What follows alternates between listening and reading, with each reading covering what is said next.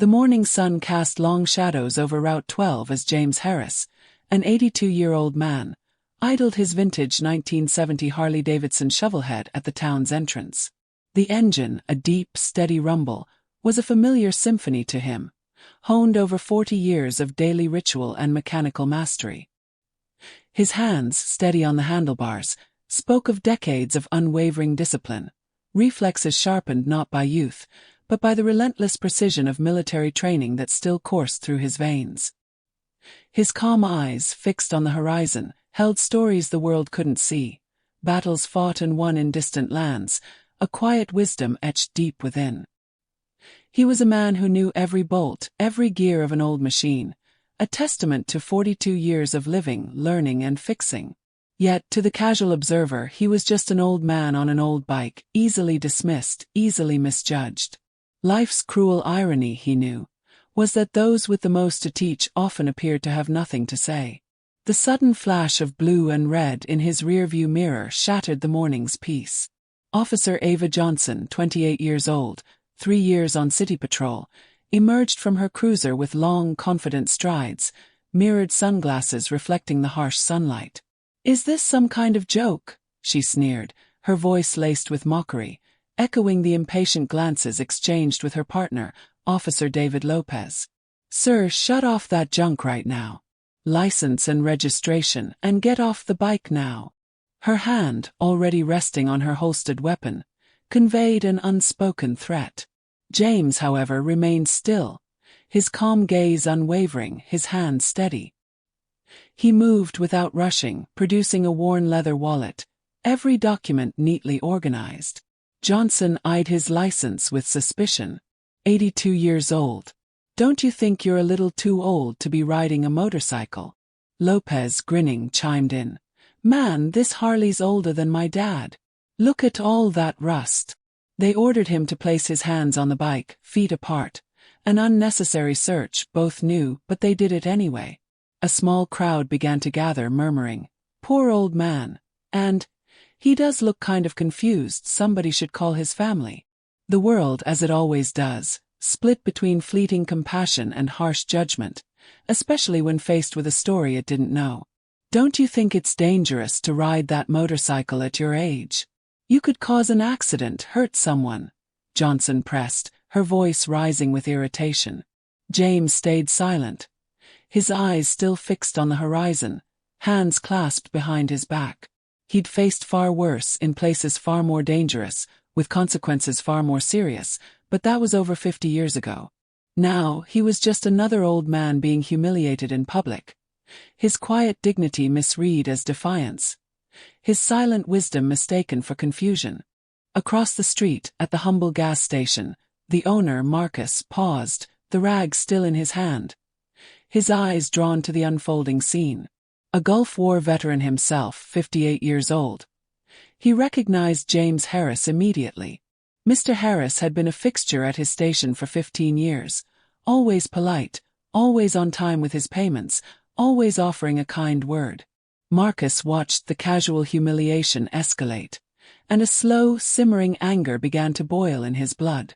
This wasn't just an old man. This was his old man, a quiet fixture of integrity being unjustly paraded. Without a moment's hesitation, Marcus grabbed the phone and dialed the nearby military base at Fort Carson. "Hello, this is Marcus Williams," he stated, his voice tight with urgency. "I need to speak with an officer on duty, and it's urgent. We've got a fellow veteran being disrespected by local police. James Harris, 82 years old. I've known him for 15 years. He's an honest man, being humiliated in public just for riding his bike." The officer on the other end of the line, hearing the name, underwent an immediate, startling shift in tone. "Did you say James Harris? Hold on a second." A moment stretched, taut with anticipation. Then the voice returned, sharper, more authoritative. "Mr. Williams, keep your eyes on the situation. We're sending a unit right now. Do not let them do anything to Colonel Harris until we arrive." The word colonel hit Marcus like a physical blow, his heart pounding against his ribs. James had never mentioned his rank. I can't give you details over the phone, the officer continued, but we'll be there in 15 minutes. The call ended. Marcus stepped closer to the road, his heart thrumming with a mixture of dread and fierce protectiveness. He looked across at the unfolding absurdity, where Officer Johnson had now decided James needed a psychiatric evaluation. Mr. Harris, she stated, her voice edged with a dangerous certainty, I'm going to need you to get in the vehicle.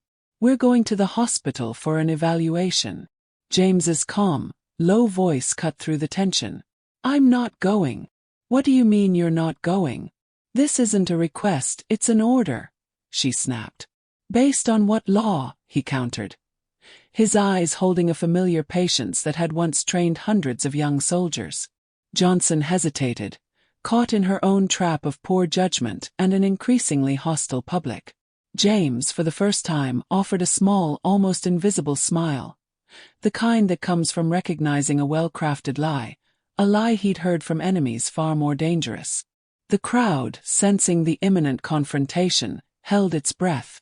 Far down the road, the deep roar of engines began to build, growing louder, closer. James Harris had no idea, but help, swift and absolute, was on its way. The escalating tension in the diner parking lot was abruptly shattered by a deep, guttural roar of engines. It was the sound of command, of purpose. 12 Humvees, tearing around the bend, kicked up plumes of dust as they sped towards the scene, a powerful, synchronized arrival. They halted in a tight semicircle, strategically encircling the bewildered officers and the still, dignified figure of James Harris. 50 soldiers, grim-faced and resolute, spilled out of the vehicles, their presence a palpable force that instantly dwarfed the local patrol. From the lead Humvee, an Army officer emerged, Captain George Farrell. At 55 years old with 22 years of active service, his bearing was sharp, his eyes keen. He walked with a determined stride, heading directly for James Harris, his gaze completely bypassing the confused local officers. He stopped precisely 3 meters away, snapped to attention, and delivered a salute that crackled with respect and authority. Colonel Harris, he stated, the single word hanging in the air like a detonation. Johnson and Lopez exchanged panicked glances, their faces draining of color. The word, the rank, the sheer gravity of the moment, it hit them like a physical blow. Sir, we were informed there was some sort of misunderstanding here, Lopez stammered, attempting to regain control of a situation that had spiraled wildly out of their grasp. Farrell turned to the officers for the first time, his eyes cutting like blades. Who dared to stop Colonel Harris? He demanded, his voice a low, dangerous rumble. Johnson, trying desperately to salvage her authority, began. Officer Johnson, local police. We stopped this gentleman because this gentleman. Farrell's voice rose, cutting her off, powerful and resonant. As he spoke, all 50 soldiers took a synchronized step forward, an instinctive, formidable show of unwavering support for their commander. Captain, Johnson pleaded, I didn't know he was military. Farrell's gaze held hers, unwavering. This man served 3 tours in Vietnam, carried out intelligence operations in the Gulf and Afghanistan, personally trained hundreds of U.S. Army officers, including myself. This man you stopped. He holds 2 bronze stars, 2 purple hearts with 4 oak leaf clusters, and a Distinguished Service Cross. Colonel Harris is considered a living legend in the United States Armed Forces. Soldiers from all over the country came to train under him. He then turned his full, searing attention back to Johnson. Officer, you disrespected a decorated war hero who gave 60 years of his life in service to your country. Lopez tried to interject. We were just doing our job. But Farrell's voice thundered, cutting him off. Your job is to protect and serve, not to humiliate an old man in public. The shift in the crowd was immediate and profound. Cell phones were still recording, but now the earlier mockery had evaporated, replaced by palpable reverence, not ridicule. Whispers of poor guy, that was awful. And that officer really crossed the line, swept through the gathering. Johnson, her face pale, stepped closer to James Harris. Sir. Colonel Harris. Hey, sorry. I didn't know. James Harris, the quiet legend, looked at her with the same patience he had shown countless young recruits, a quiet wisdom shining in his eyes. Officer Johnson, he offered, his voice calm and steady. May I offer you some advice? She nodded, desperate. Yes, sir. His words, simple yet profound, echoed not just for her, but for every eye and ear witnessing this powerful scene. Never judge someone by their appearance. You have no idea what battles they fought, what scars they carry inside. The lesson hung heavy in the air. A silent, undeniable truth. Officer Johnson, utterly humbled and remorseful, could only stand there, the weight of her misjudgment pressing down on her. Her casual disrespect had collided head-on with undeniable valor, leaving her exposed and ashamed. Her apology to Colonel Harris, though belated, was sincere. A raw admission that she hadn't seen beyond the surface, hadn't understood the depth of the man before her. Back at the local police station, Sheriff Smith, a seasoned veteran of 15 years in office, received the call from Fort Carson. Sheriff Smith, Captain Farrell, Fort Carson. We need to talk about the incident this morning. Smith already knew. He'd spoken to a visibly shaken Johnson and Lopez. When he asked about the procedure, Captain Farrell made it clear. Colonel Harris sought no revenge, no lawsuits, no ruined careers. But the military institution, Farrell stated with unwavering firmness, simply cannot accept our veterans being treated this way. The message landed with immense weight. Smith understood the political repercussions, the institutional pressure, the consequences that stretched far beyond his local precinct. When asked for a suggestion, Farrell proposed a training program, developed in partnership with the base.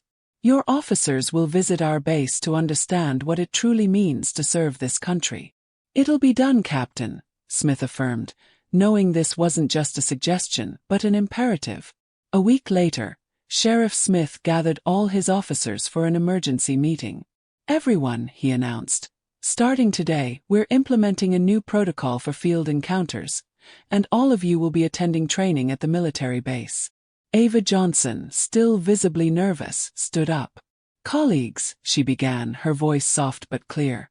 Last week I made a serious mistake.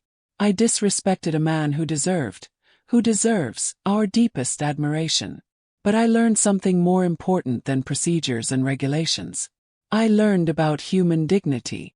She looked around at her fellow officers, her gaze unwavering. Every person we stop on the street carries a story. This is about treating everyone, especially the elderly, with basic respect. Asking before assuming. Listening before judging. The seeds of true redemption were being sown, transforming a moment of misjudgment into a profound lesson for an entire department. Days later, Officer Ava Johnson found herself driving down Highway 340. Her heart still thrumming with the quiet humility of her recent lessons. She pulled up to a simple but impeccably kept property. A white-painted wooden house, a porch adorned with rocking chairs, and a vibrant garden bursting with colorful flowers. A familiar John Deere tractor sat beside the barn, and beneath it, Colonel Harris was at work, a grease-stained coverall his current uniform. His hands deftly tackling a hydraulic system. His old Harley rested in the shade of a large tree, a silent sentinel. As Johnson approached her patrol car, Colonel Harris slid out from under the tractor, wiping his hands on an old rag. "Officer Johnson, can I help you?" he asked, his voice as calm and steady as the rumbling of his bike. "Sir, I came to talk if that's all right with you," she replied, her voice soft, respectful. "Want some coffee?" "Just made a fresh pot inside," he offered, leading her into his modest kitchen. They sat at an old wooden table, two blue ceramic mugs steaming between them. "Officer, may I ask you a few questions?" he began, a gentle smile playing on his lips. Johnson, taken aback, nodded. "Of course. Why did you become a police officer?" he inquired. "I wanted to help people.